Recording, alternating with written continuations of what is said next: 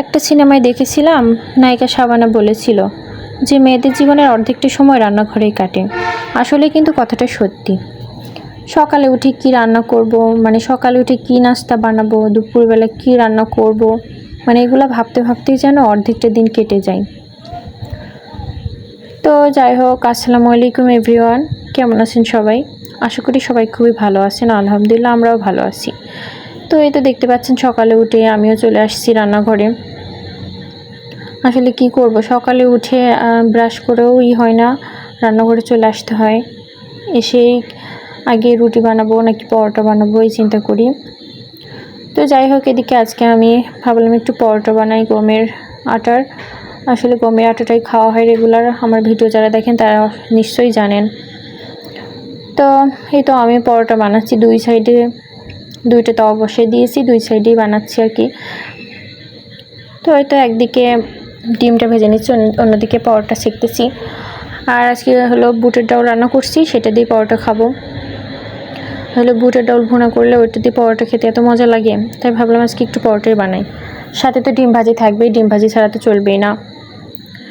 তো এই তো একটা ডিম ভেজে উঠিয়ে রাখলাম, অন্য একটা দিলাম। আসলে ফ্রাই প্যানে আমার ডিম ভাজি একদমই হতেই চায় না, দেখেন একদম ছিঁড়ে ছুটে যাচ্ছে। মানে ফ্রাই প্যানে ডিম ভাজিটা আমার কাছে একদমই ভালো হয় না, আবার খেতেও মজা লাগে না কেন জানি। মানে ডিমটা দিলে একদম ছড়াই ছিটাই যায়, বিরক্তকর লাগে।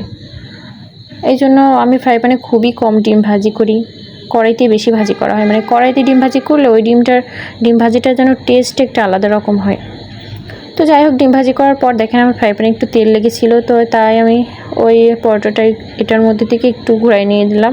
তাহলে তেল তো নষ্ট করা যায় না, বাঙালি কখনো কি কোনো কিছু নষ্ট করে না কি বলেন? একটু কিপটামো না করলে কি সংসার হয়? তো যাই হোক, এদিকে পরোটা বানানো হয়ে গেছে, আমার হাজব্যান্ডের ওইদিকে দিয়ে দিলাম, আর এদিকে আমি আমার নাস্তাটাও রেডি করে নিলাম।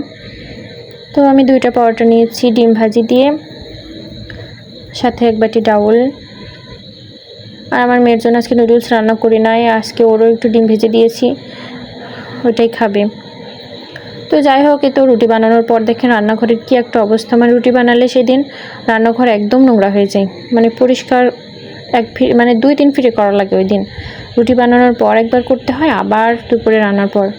তো যাই হোক, এই তো আমি একমাত্রে আর কি খুব তাড়াতাড়ি পরিষ্কার করে ফেললাম রান্নাঘরটা। তো এখন কোনোভাবে করলাম আর কি, দুপুরে আবার রান্না করে পরিষ্কার করতে হবেই।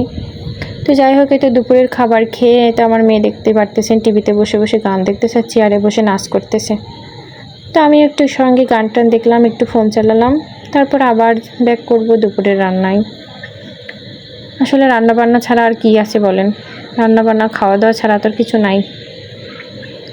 তো এই তো দুপুরে রান্নার জন্য আমি এদিকে কড়াই বসিয়ে দিয়েছি, আর ডিমটা ভেজে উঠিয়ে রাখতেছি আগে। আসলে কি রান্না করবো ভাবতে ভাবতে ফ্রিজ খুলে আর কি খুঁজতে খুঁজতে একটু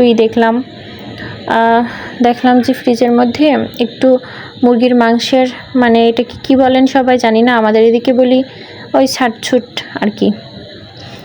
তো এটা আর কি চামড়া ছিল, মানে গিলে চামড়া, মাথা, পা এসব কিছু একসঙ্গে মিক্স করে ফ্রিজে ছিল। মানে মাংসটা ছিল না, মাংস মানে কক মুরগির মাংস, মানে মাংসটা আমি ওইটা হলো কি যেন বলে, রোস্ট, হ্যাঁ রোস্ট আগে রান্না করছিলাম, আর এটা ছিল। তো কি করব, এটা একটু আলু দিয়ে, আর আমার লুবার বাবা ও তো আর খাবে না, মানে মাংস ছাড়া সে খাবে না। আমার কাছে কিন্তু এটা ভালো লাগে, কিন্তু ওর কাছে ভালো লাগে না, ও খায় না এটা। তো যাই হোক, আমি 3টে ডিম সেদ্ধ করে দিয়ে রান্না করলাম, তাই কয়েকটা কাঁচামরিচ দিয়ে দিলাম। এদিকে আমার রান্নাটাও শেষ।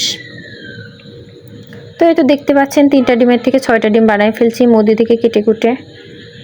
তো আজকের ভিডিও পর্যন্তই, সবাই ভালো থাকবেন, আল্লাহ হাফেজ।